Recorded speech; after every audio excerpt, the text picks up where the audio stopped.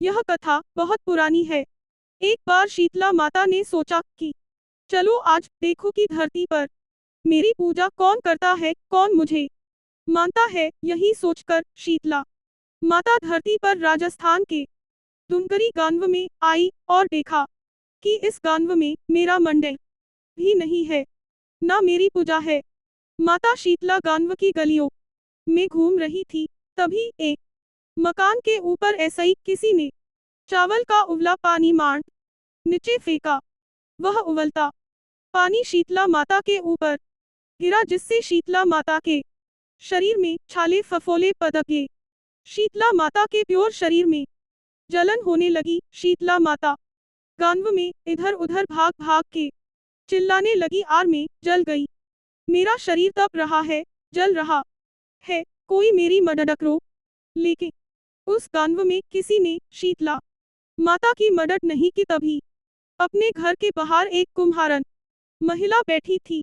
उस कुम्हारन ने देखा कि आर यह बुद्धि माई तू बहुत जल गई, इसके प्योर शरीर में तपन है, इसके प्योर शरीर में छाले फफोले पड़ गए हैं, यह तपन सहन नहीं कर पा रही है।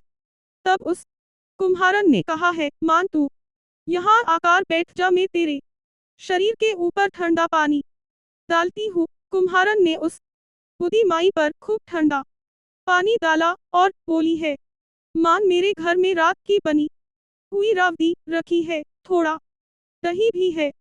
शीतला माता ने ठंडी ज्वार के आटे की रावदी और दही खाया, इससे शरीर में ठंडाई मिली।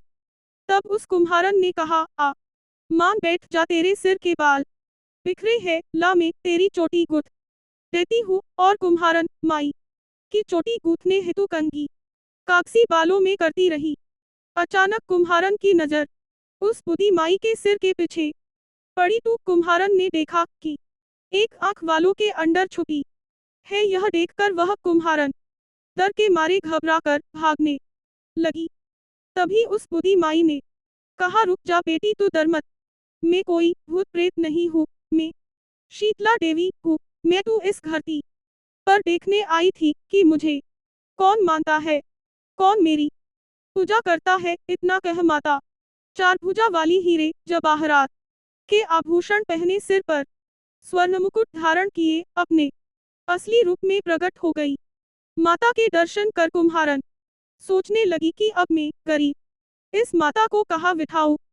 तब माता बोली है, बेटी तू किस सोच में पड़ गई। तब उस कुम्हारन ने हाथ जोड़कर आंखों में आंसू बहते हुए कहा है, मान मेरे घर में तू चारों तरफ दरिद्रता है बिखरी हुई है, मैं आपको कहाँ बैठाऊं।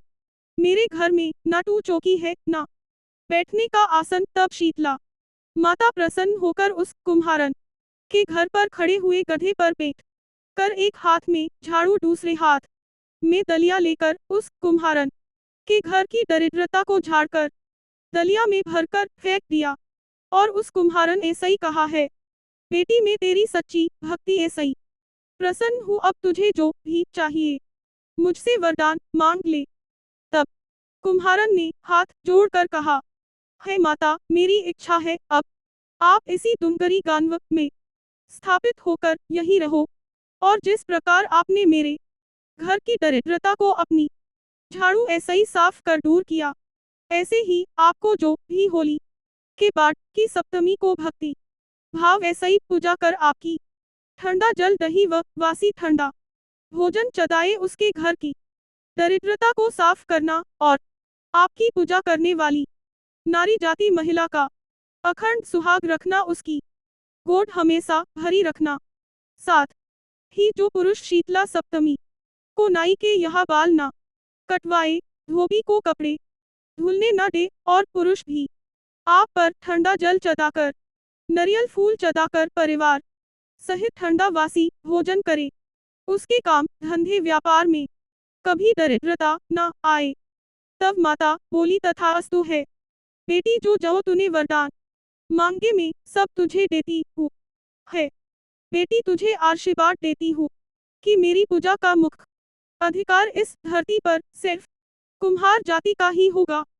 तभी उसी दिन ऐसे ही दुनकरी गांव में शीतला माता स्थापित हो गई और उस गांव का नाम हो गया शील की दुनकरी। शील की दुनकरी भारत का एकमात्र मुख्य मंदिर है।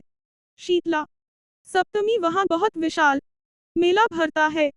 इस कथा को पढ़ने ऐसे ही घर की दरिद्रता का नाश होने के साथ सभी मनोकामना पूरी होती है। हाथ जोड़े हुए आदमी जय मान शीतला सबका कल्याण करे। पीला दिल।